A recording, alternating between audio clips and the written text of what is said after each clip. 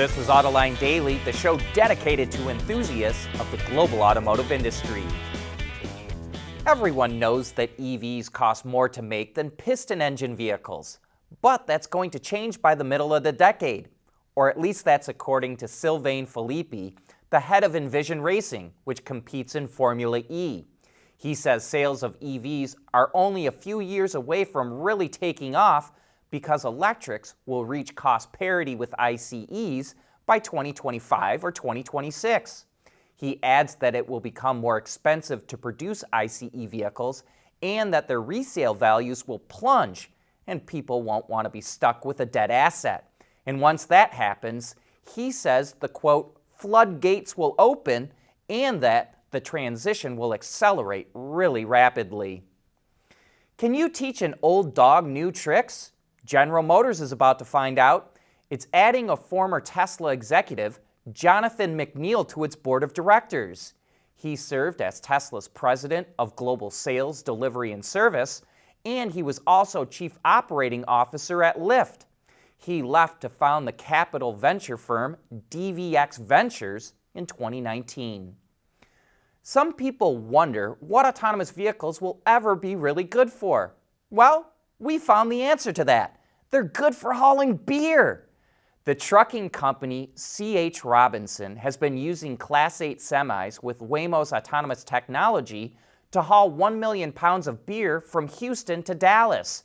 That route has a lot of fog, rain, and bugs that can interfere with the system's sensors and LiDAR, so it's a good test of AV technology. But C.H. Robinson says it hasn't had any problems with the trucks. Those trucks currently have a safety driver on board, and the company says it's still a few years away from using autonomous trucks with no one on board. By the way, just so you know, Bloomberg reports that the trucks are hauling Modelo and Corona. And here's something we'll likely see more of in the future. Public EV charging sites now outnumber gas stations in Manhattan by more than a 10-to-1 margin. There are 320 charging stations compared to just 29 gas stations in the borough. But it's not just because of EV growth. The main reason is that it's just too darn expensive to operate a gas station in Manhattan because of sky-high property prices. The stations are being torn down to build condos or office buildings. Even still, it's not just happening in Manhattan. EV charging sites in San Francisco also outnumber gas stations 139 to 92. We want to know what drives your testing. OTA, connected car, diagnostics, remote testing. Intrepid Control Systems is here to help you work from anywhere. Intrepid Control Systems, driven by your data.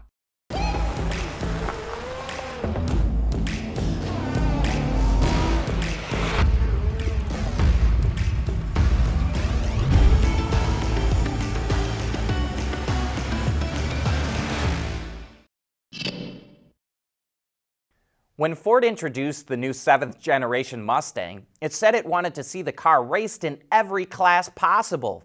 That includes an all-new GT3 car that will compete in IMSA's GTD category. 2 of those cars will be fielded by racing specialist Multimatic, the same people that also make the Ford GT. The cars will be built in North Carolina and will be powered by a Coyote-based V8 engine. But it's going to be a while before we see these cars. Their first race is at Daytona in 2024. However, we will see Ford's GT4 race car, which is also made by Multimatic and builds on the development of the current GT4 racer, sooner than the GT3 cars. It's going to be available later in the 2023 season. Speaking of race cars, Cadillac continues to develop its brand new LMDh car that can compete in both the IMSA and WEC series, and like the Mustang, will make its return to Le Mans.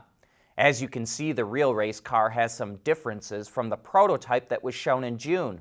Most notably, the tall fin that runs down its spine is no longer see-through. The front end also has more and bigger air inlets. Same could be said of the engine intake on top of the cabin. It has proper side view mirrors now. The rear wing design is more robust, and it doesn't look like it will have the same radical taillights. Cadillac's first race is in January of next year. And let's stick with the sporting theme for the moment. Audi revealed a new version of the R8 called the R8 Coupe V10 GT rear-wheel drive. That's a mouthful for sure, but it's basically an R8 with an even more powerful version of Audi's 5.2-liter engine and a new 7-speed DCT that offers faster shifting. The naturally aspirated V10 now puts out over 610 horsepower versus more than 560 horsepower before, and it now will do 0 to 100 kilometers an hour in 3.4 seconds. The car also comes with lighter weight 20-inch wheels, ceramic brakes, bucket seats, carbon fiber anti-roll bar, and performance suspension.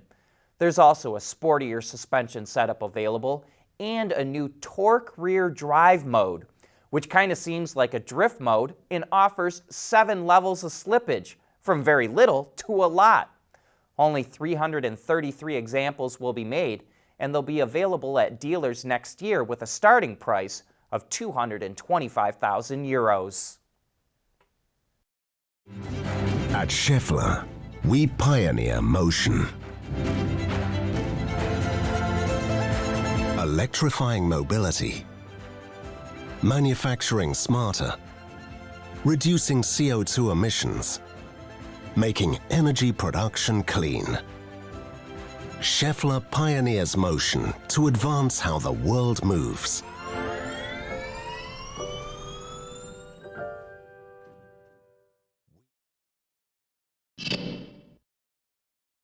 New car sales in the US last month were okay, sorta, I guess. Let me explain.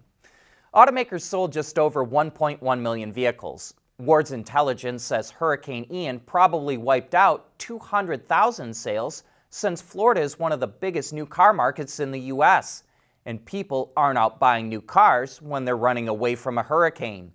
Even so, all the damaged cars in Florida and other places where the hurricane hit will have to be replaced, and that will help sales in the months to come.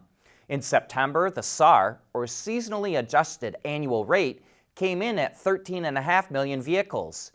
BMW, General Motors, Tesla, Mercedes, Toyota, the VW Group, Subaru, the Hyundai Group, and Nissan all saw their sales go up. Everyone else was down.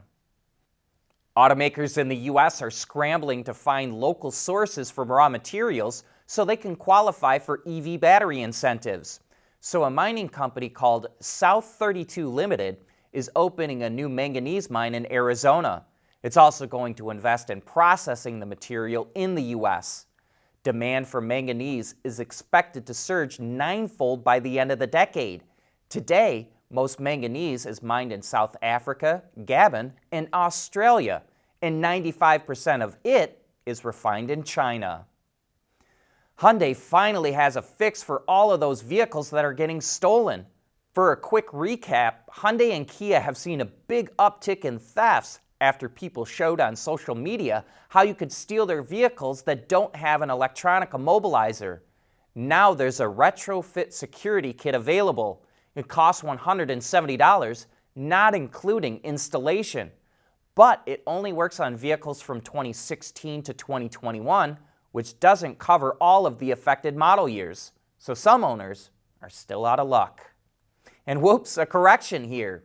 Yesterday we said that Bob Boniface, the director of Buick Design, would be on Autoline After Hours. Well, he will be, but that's next week. This week, we have Jeff Hemphill, the CTO of Schaeffler, coming on the show. Schaeffler is working on a lot of advanced technology, and you'll be impressed by the advancements that it's making. And that's the end of today's show. Thanks for making Autoline a part of your day.